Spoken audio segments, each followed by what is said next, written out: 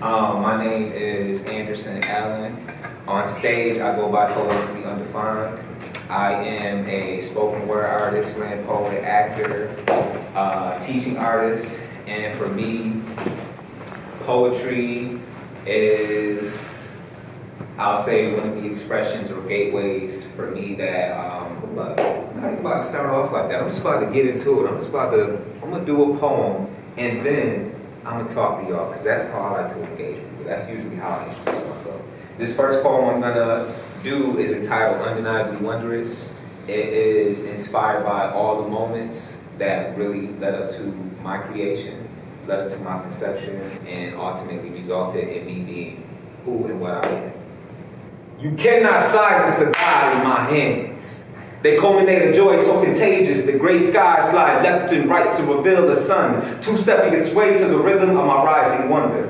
We smile at each other in mutual luminescence. The trees dab and the winds fall subtle as my locks curl in bass clefs, or secrete hints of coconut oil and shea butter. Rhapsody, rapture, my life, my life, my life, my life, flowered in the emotions of a lock-filled world. I got the keys, keys, keys that makes the soul go sway and command attention. The world is in awe and the active bears witness to. Black boy bearded in harmony with nature and all of her splendor. We have an understanding nobody needs to understand. We be Lackawanna blues into the scent of mama's crisp butter biscuit heart of gold. She be tending this practitioner swinging a loop, the whisking that beat like she can remember the time that she dated a bad boy. Oh, how she adored Pops being a smooth criminal. Oh, how he adored the innocent guys of Dirty Diana. I know they fell in sync at first sight, and the love came back to cross-fade of funk and psychedelics to a disco inside of solo cups at a house party. As the bass pulsed the soles of their feet, they turned their drinks upright. Knees convulsed and flatlined under the spell of hip-hop. Hearts racing rhythmically to the sweetest taboo. Baby, I hope you want me the way that I want you. There are times when you need someone, I will be by your side.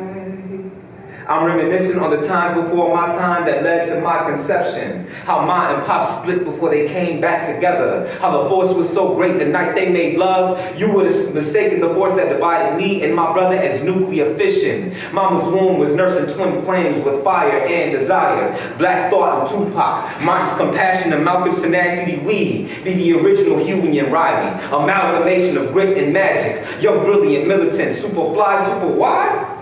Because we superstars, superseding superstition, signed, sealed, delivered, and passed with the mad warriors on a mission to carve a path of light out of the shadows that we called home. I know my parents and ancestors came from a dark place, but you can't gel the rhythm of a free people who keep on keeping on. What's the world without black congregation? Black life inventing black innovation. Black roots singing spirituals of black tribulation. After the pain comes black liberation. We were destined for greatness. It is written in the genes of our DNA. I've been tapping God's phone so she knows that I've been listening to the conversations that she's had on my bloodline. Hello, God? God, these people looking at me crazy, so let me just start you real quick. Say, I'm in your business for vision. It's black men flying in this and this shit, so I call you back. Because when it's all said and done, love will bring us back to the place where it all started. Some call it the source, but we call it home. Thank you.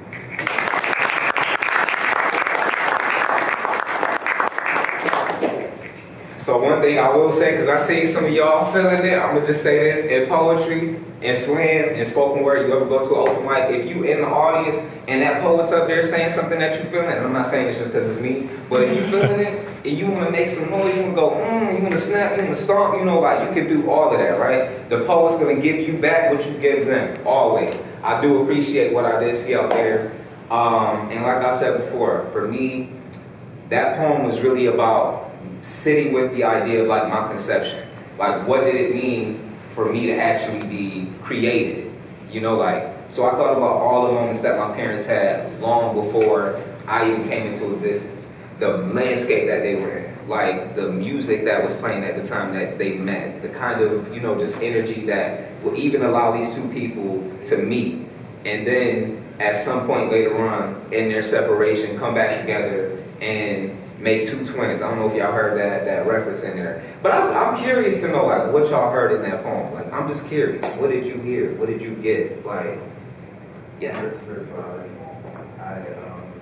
I see the embodiment of a person that knows where they came from and who they are and what purpose they have in life. And I feel like that's the most important thing. Like that's the first step to progress and to healing and to becoming the person that you always want to be. So that's what I got from it. So that's how I really resonate with it. Okay. I'm gonna also tell y'all this too. Like, I cook too, so when I serve somebody a plate and they don't like it, I love honesty, because I don't just chef on purpose for, you know, like, somebody just throw their plate in the trash, you know, like, man, that was, if it was trash, you would tell me trash. What? It's cool though. Again, I'm not gonna fish for answers or anything like that. But the one thing I do want to say, for y'all, I'ma just assume y'all are. I'ma just assume like that y'all my tribe, and y'all actually be out here pushing that pen, doing the thing, right? Which I do love, because this is where it's at.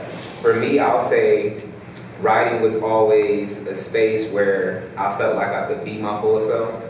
And the reason why I enjoy writing, not just poetry, but writing as a practice, is because writing makes me honest. Writing makes me tell the truth. And when you come to it, that's the kind of approach you always are going to have, right? And for me, I started doing this. I was always, I'm going to just say, like a kid who wanted to be an artist. I always saw myself as being a star, like, and I still haven't let go of that 5-year-old premonition, ambition, or aspiration. Is still there. It's still in me. I'm going to chase it probably till the end of my days, because that's all I see for myself.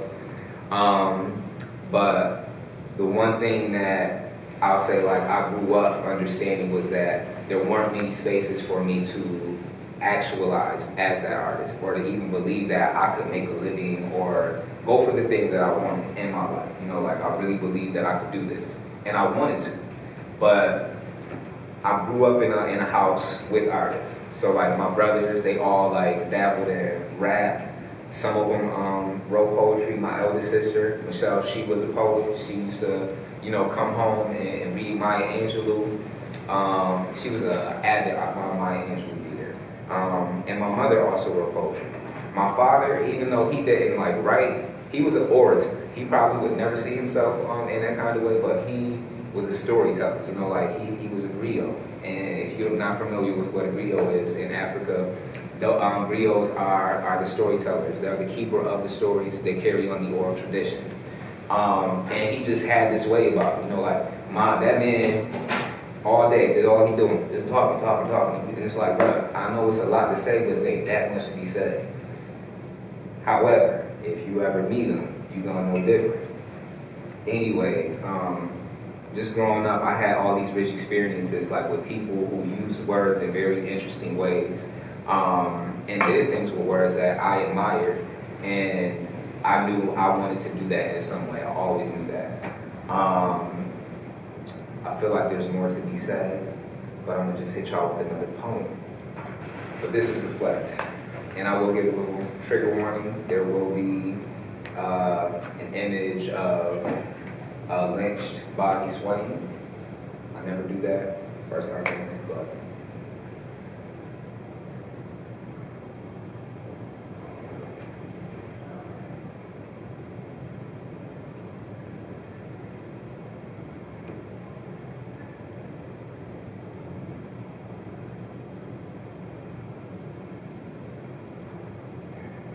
Nina's revelation is my tortured torment, drenched in the nectar of a poplar's root. Noosed fruit born ripe with time around my neck. She say, how can you be an artist and not reflect the times? How dare you hold pen to paper, paintbrush to canvas, camera to people, hammer pick to clay, and not sculpt the truth surrounding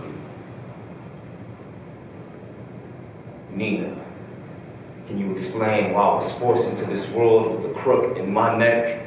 Did time give you air when it ripped your mother's placenta open to keep you from drowning in her womb? Were you grateful to have just enough space to squeeze through her walls with stone and shackle? Why don't you tell them how mothers are made into sinking ships, their babies anchored to umbilical cords that don't sever? We just happy pendulum swinging. waiting to be plucked and pulled out of tug and war. Reflect.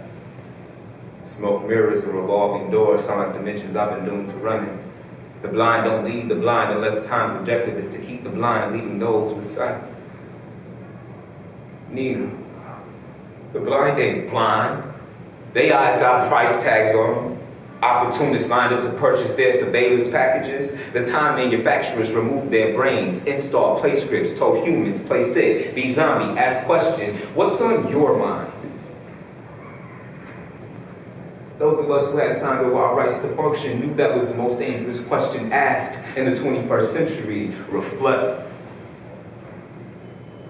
Marathon men came at the beginning, told us the race had already been won, killed our Lord and Savior, took his namesake and tattooed it over your dollar bills. I trust no God on stink paper who tells me that his currency means power to the people. Yet we bottle with men who worship power over people. My manifest destiny tell me that the spirit warrior's on the rise. I chant through Jimo, Ubuntu, no justice, no peace. To counterclock my cursed heredity. My children will not be forced into this world with the hands of time around their neck, Nina. No crook is gonna run my child rancid for pleasure. Reflect. Divine art is the point at which I pull from the source that gave me life. Source fed me, stardust hummed, nebula that set fireworks off in my neurons. My network raves the change and burst of a new era. I pray to a yin-yang sun and moon, a God with no face, just infinite body. I'm God body, meaning I don't just reflect the times, but I create the times in her divine image. This space don't got room for dictators to use spines as pedestals, meaning time don't own the rights to me or you. I eject the defects of time, rejects to deflect, my reflex to reflect to apex, my pretext I protect and practice. My actions, response, and reaction to fulfill the purpose of any true artist.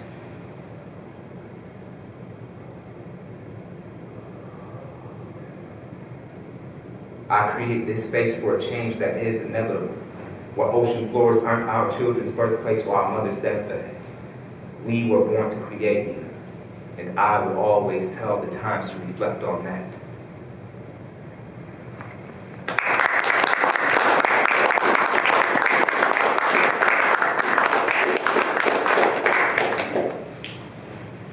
So, when I wrote that poem, I think that's one of my greatest works that exemplify extended metaphor. And sometimes I'll say, like, in my process, because I'm a performer, sometimes I see the performance before the words come. So I have to reverse engineer my process. So a lot of times I'm thinking about how do I actually give language to, like, the thing that I actually feel my body doing. How do I create the story around, like, the action? And for me, that poem just started off inspired by sitting with that phrase that Nina Simone gave us. It's an artist's duty to reflect the times. Not sure if y'all know who Nina Simone is. If you don't, go get your life changed. All right. When I sat with that statement, I thought about, like, what that meant, and in some way, like, to reflect is also to mirror, like to hold something up so we can see, or to give somebody perspective. But the further I go into it, like, as an artist, the one thing that we are always doing, and what is, I'll say, like, just the most accessible thing to us, and our entry point in everything that we do, is creation, right?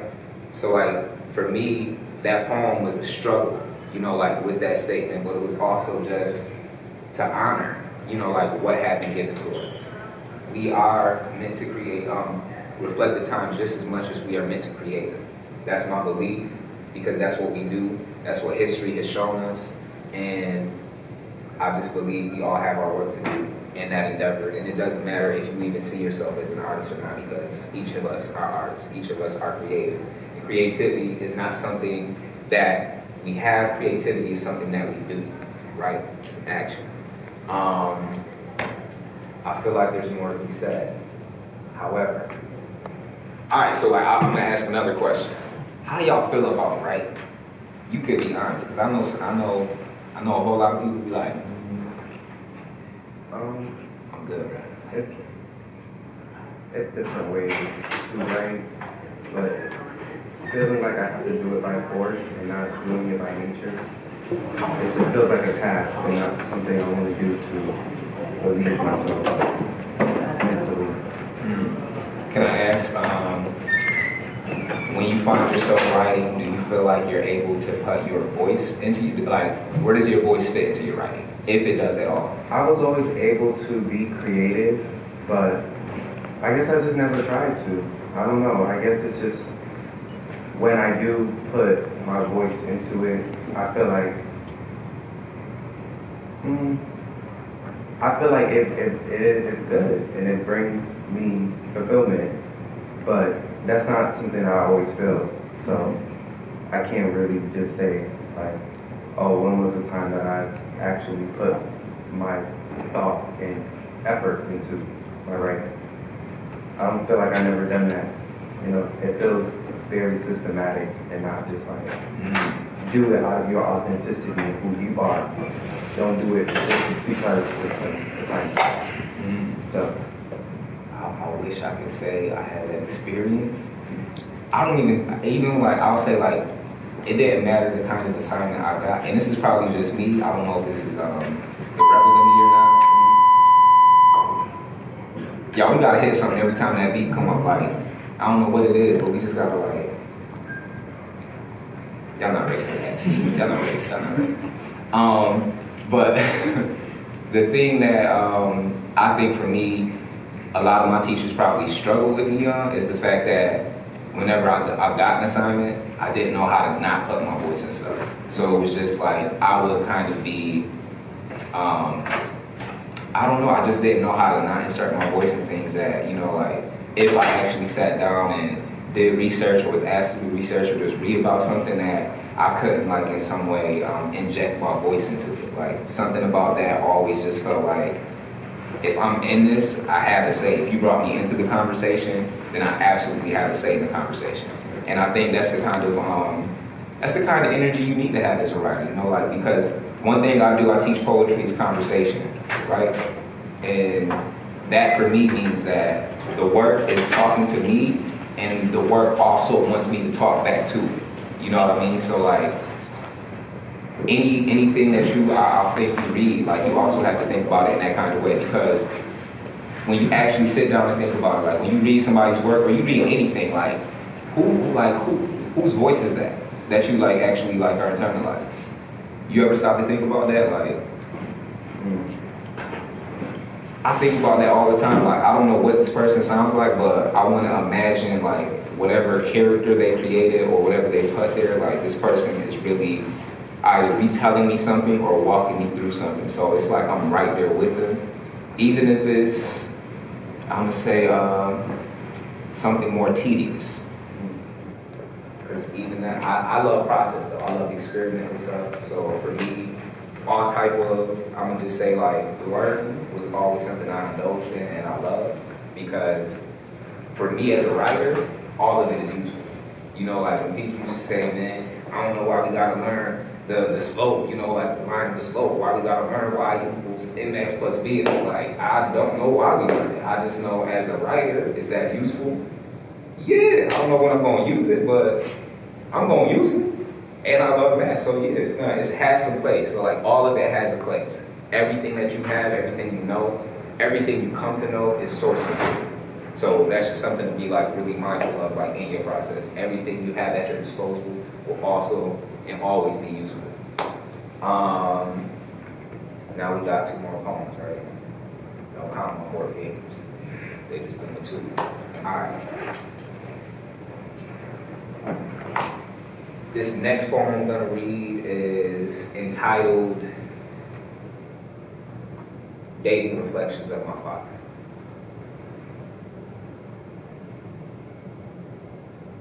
I was fed a moon at birth.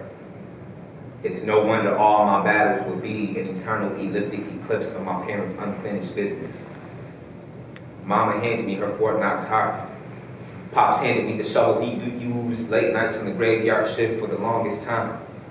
I was digging up corpses, plunging effervescent pieces of fool's gold into the rib cages of women who not knew the beauty I saw in them. I obsessed over dead things walking.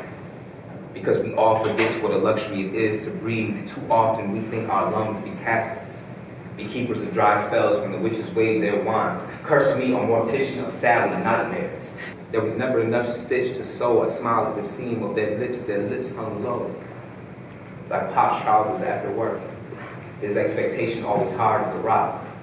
Mama was on the run from Miss Finkelstein fingers. She took the thread I would one day need to patch up my tattered relationships, tethered in me her idea of a happy home and the perfect love story.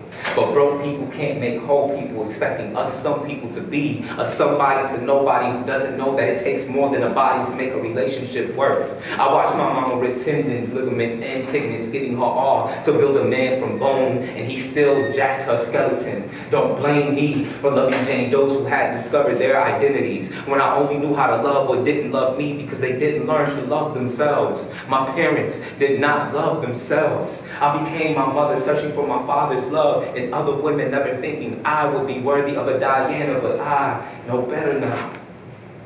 When I leave this place, I entrust this spade and golden heart to my children.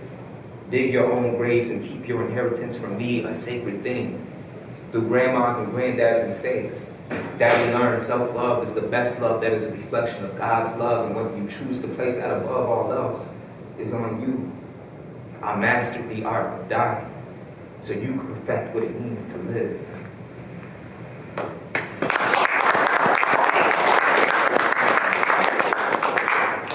So a quick story about that poem. One thing I'll say before I go into the story is it is extremely important for you to know if you ever take a stage or you ever have a stage that you have a social responsibility and you step up here, not just to be saying anything flagrant or out the side of your neck or just talking crazy. When you get up here, it is an immense, I'll say, there's nothing like being on stage. But that also comes with, just some unspokens. And I'm saying that because I wrote that poem in 2015, and a year later, I had a feature at an open mic. Now, I'm a believer that there are certain poems that belong on stage, and certain poems that are, again, about starting a conversation or having a conversation.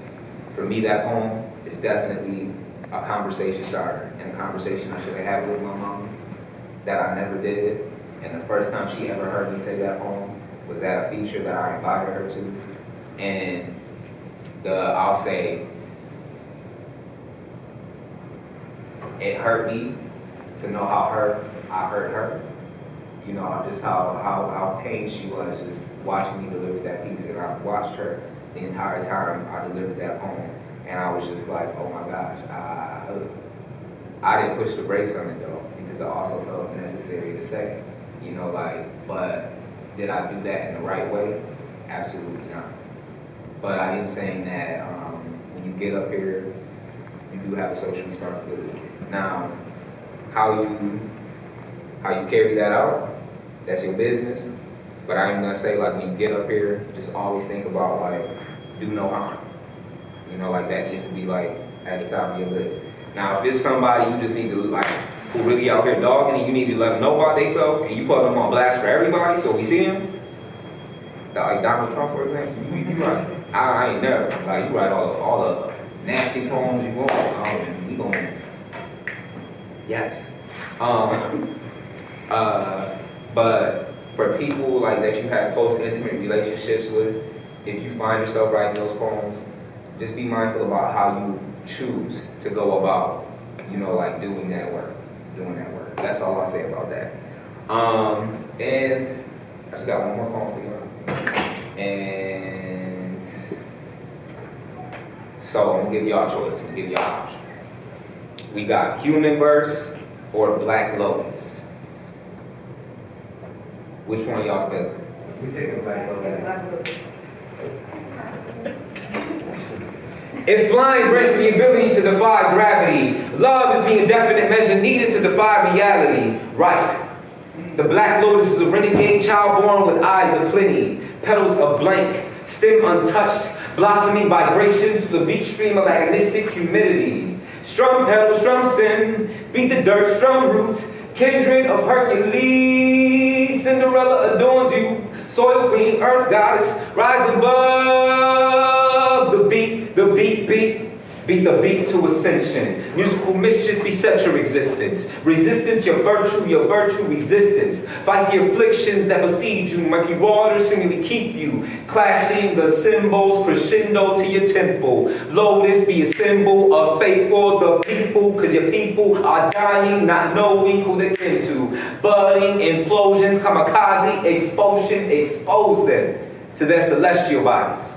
Isis gave birth to a speck of dust. Gravity raised his baby under the force of oppression. Oppression no beauty, but dust saw the beauty in being held down. Dust had still rise when gravity said, bow to me. But dust said to our father, earthbound angels don't have wings, Papa. We put flight in our stance, flight in our feet, we stand, Papa. That's what you and Mama taught us to do, Papa. Elevate when the beat cracks. Elevate when the beat cracks. The crack when the break back. The back got a knack standing. The back got a knack standing. Overstanding beat the oppression. Understanding beat the digression. Understanding beat the depression. Black lotus spring from the dirt. Sprout to dreams. Dreams become reality. Politics and poverty can't take away your liberty to love through the pain. A love through the hurt. Oh, rise to your dreams when the beat hit the dirt. The beat hit your people because they can't take the hurt. Take the hurt with your dreams and sin for your people. Take the pain with the beauty. Smile big for your people. We are all products of our environment. Not always influenced to do better or be better.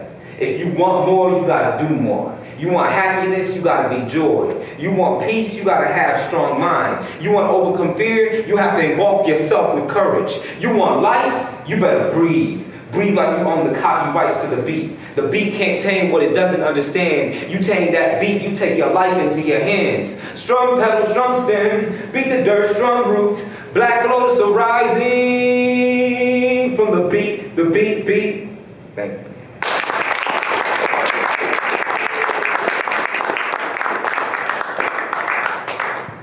Alright, now, dang y'all, I know I said poetry is conversation. I want y'all to talk back to me, but y'all being stingy right now. You know what I'm saying? Y'all being stingy. Anyways, so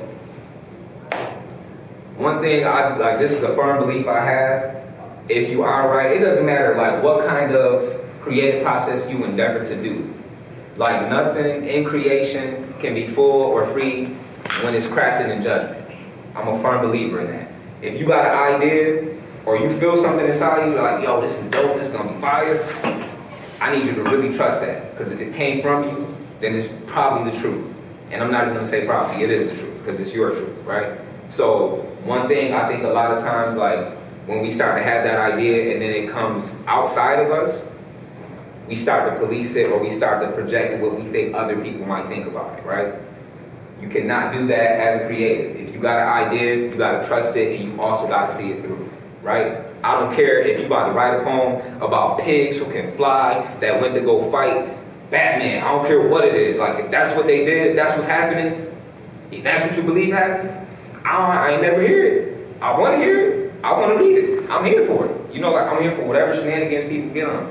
But I also need you to recognize, like, something in that process is just, you can't be judgmental about it, right? You can't be judgmental about it. You can't be a critic. I'm not saying not to be a critic in some sense.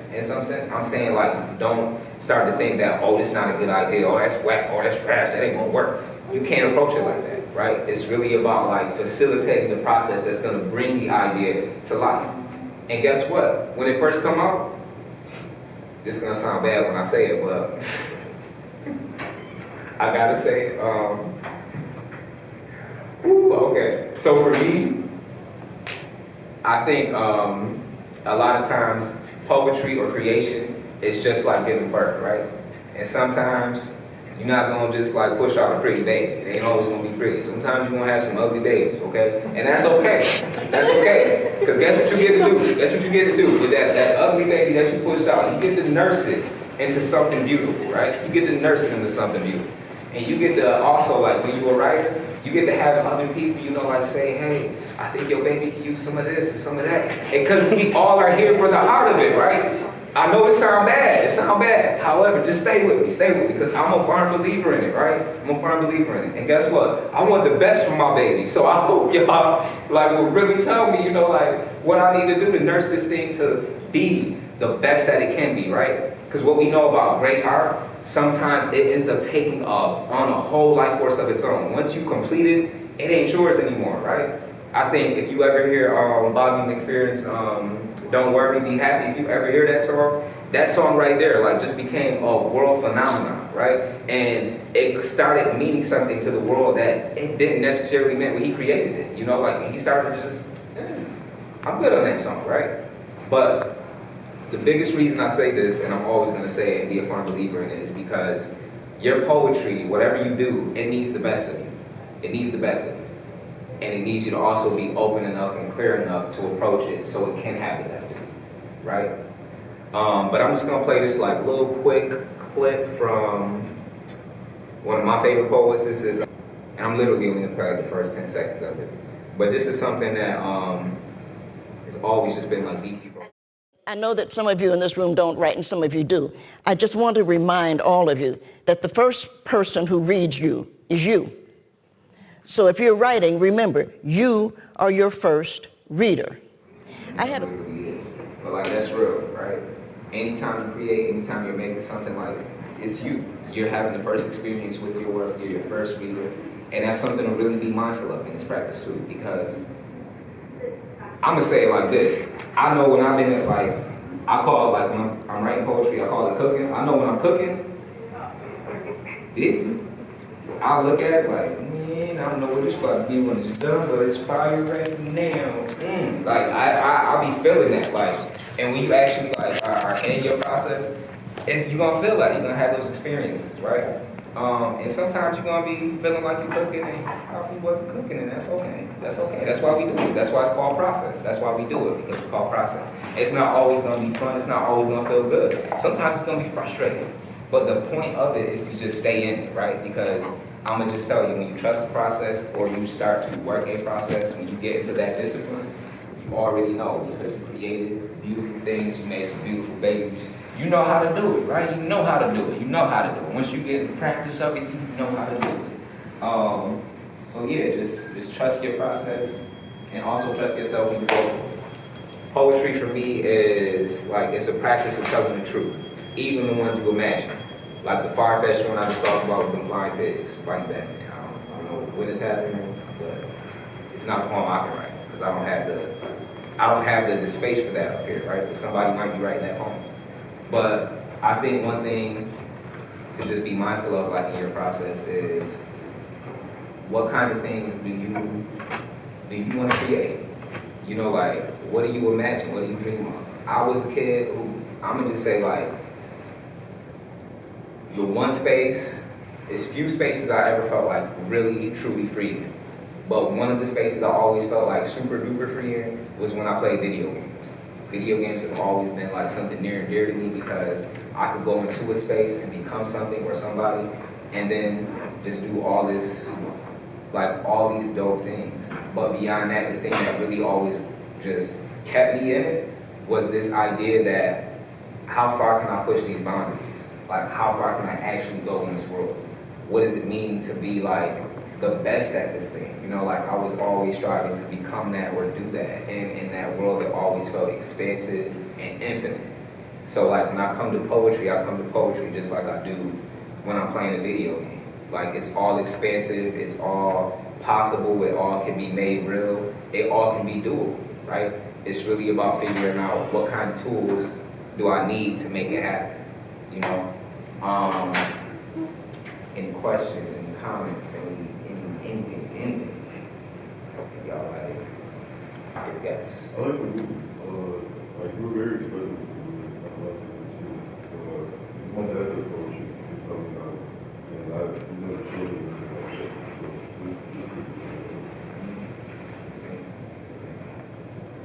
I've always, that's my active body at work. I don't know how to not, like, I cannot move, it just be there. That's what works. Anything else out there? I see that you enjoy what you do, and that's good. I like to see that people enjoy what they do because we need more of that. Yeah, I'm trying to see y'all do what y'all do. Like whatever that thing is, I'm serious.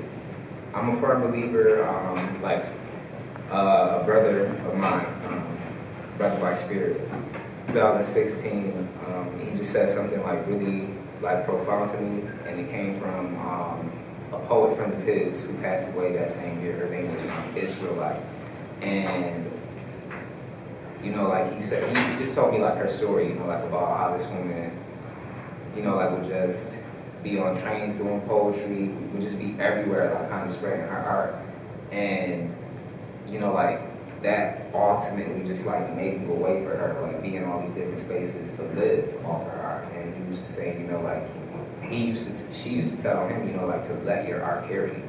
If this is something that you really want to do, like let your art carry you, and really trust in the gift that you have, because it will take you where you want to go. It will make a way for you. It might not be immediate. It might not be like right then, right now. And I'm gonna just tell you, I've been doing this for 10 years, and I'm just starting to like see like the fruits of my labor starting to pay off, like really starting to see it like make a huge difference in my life. So I'm gonna just tell you, it's just like bamboo. How long do y'all think it takes bamboo to actually like shoot up from the ground? Ooh, it ain't that long. It ain't that long. That's still a long time, but 5 years.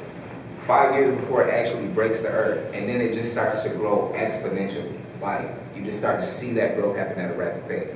And that's kind of how it is like when you're an artist. When you put something in the ground, it's going to look like you've been in the drought for a while. But you just got to know, like, whatever you put down is growing, and it's going to break through the earth.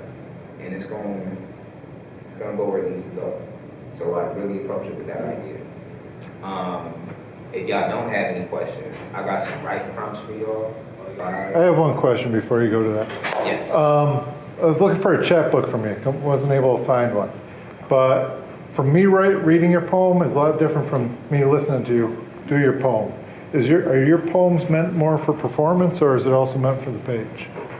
I think both. I absolutely think it's meant for both.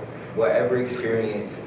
The interesting thing about that is, I think a lot of times, and this is why I don't listen to audiobooks. This is why I absolutely despise audiobooks. If it's not spoken or like read by the actual author of the work, I'm not gonna listen to it, because it's like that's not the person's voice, and you can't really tell like what they intended or how they intended for the book, the words, the message to be delivered, essentially, right? So you as the author, you have that agency, you have the creative ability to really bring forth the word in the way that you see it, in the way that you wrote it, in the way that you imagine it. You have complete control to bring it to us in that kind of way, right? Not just in the way that you wrote it, but also in the way that you delivered it. And to me, like that's another just layer of power that you have in your process. A lot of times, some people do just read, and ain't nothing wrong with it, you know, nothing at all wrong with that. It's really about how you want to create the expression of what you make, the expression of your words. And for me, it's always going to be on 10. And then something, you feel me? Like, because I don't know how to not have it be that, you know? But I appreciate that question, I think. So if you got something to scribe or write with, you know, or if you just want to take a picture of it, because I don't know what's happening right now. But I do want y'all to just like take a quick 5-10 minutes to get your pen and pad, you know, real quick.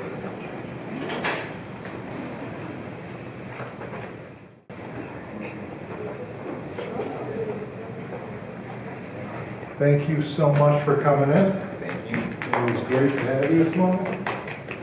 And PTSO brought us goodies this morning, so we're welcome to that. But thank you so much. Thank you all for having me.